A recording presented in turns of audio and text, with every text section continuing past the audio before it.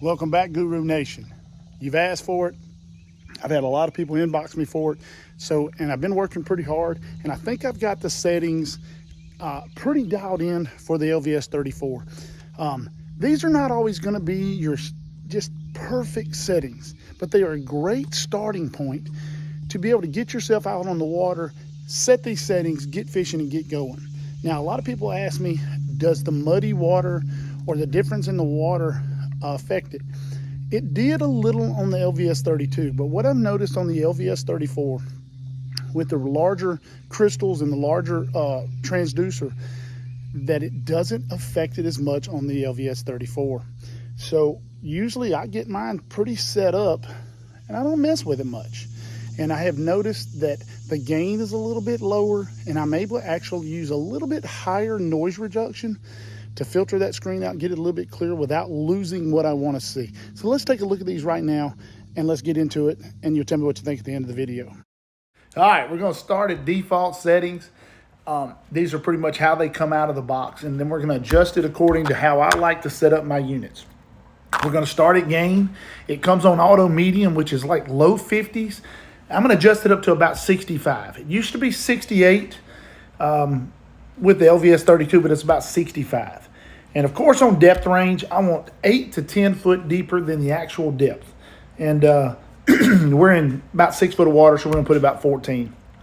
Forward can be anywhere from 30 to 60, 70, 80 feet, depending on what you're trying to fish. Right here, I'm fishing a boat dock, so it's about 40 foot up under the boat dock. And I actually got some brush piles and some fish up under it. So 40 foot is about the perfect setting right here. And then, of course, go into appearance. I'm using amber in this one, but you can use a lot of things. But one thing, their default color gain is around 50, and that just doesn't highlight enough for me. I want those strong returns really popping. I show you the color limit here. It just, to me, I call it the hummingbird adjustment. That's what it does. It looks like hummingbird when you adjust it all the way up. And if you like hummingbird, there you go. You got it. But let's go into layout. We're going to turn that grid overlay off.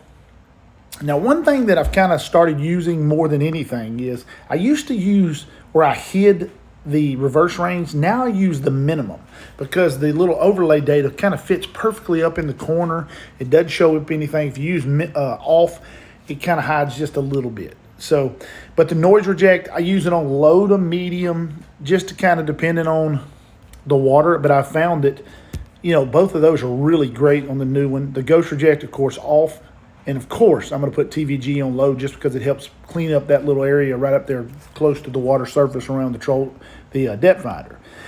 Now, my overlay data, I hide the depth because I can very easily look to the left and see it. I don't need a big number up there telling me how big it is. Of course, I want my unit's voltage and the time of the day.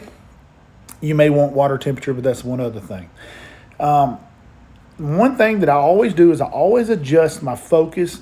Some units have come where freshwater, auto fresh is pretty good. Me, I like to adjust mine to really fine tune and make sure that bottom is absolutely perfect. And on this unit right here, about 175, 176, somewhere in that area, seems to be really good. I think I leave it on 179 right here. It's really close. So those are my settings. Those are how I get it dialed in. I'll put a little graphic up right here at the end to show you all of them in one place.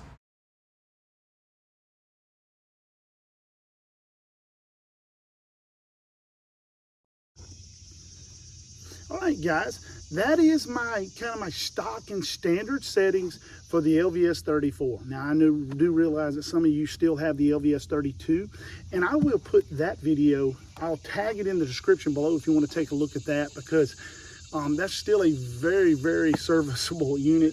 I'm going to tell you, in the crappie fishing world, in that 30-foot range, it's hard for me to tell you to go out and buy the 34. The bass fishing world, I can start to see some of the differences, that longer range, better target separation. But in the shorter ranges, at 25 to 30 foot, the LVS32 is just, if it ain't right there with it, it's just slightly behind. The only difference in the LVS34 is it's got a higher ceiling because it's a new unit, a lot more adjustments they can make, a lot of updates they can make, and still get it, in a better place and continue to improve it. So guys, thanks for watching. Thanks for subscribing. I hope that helped you out. Ring the bell.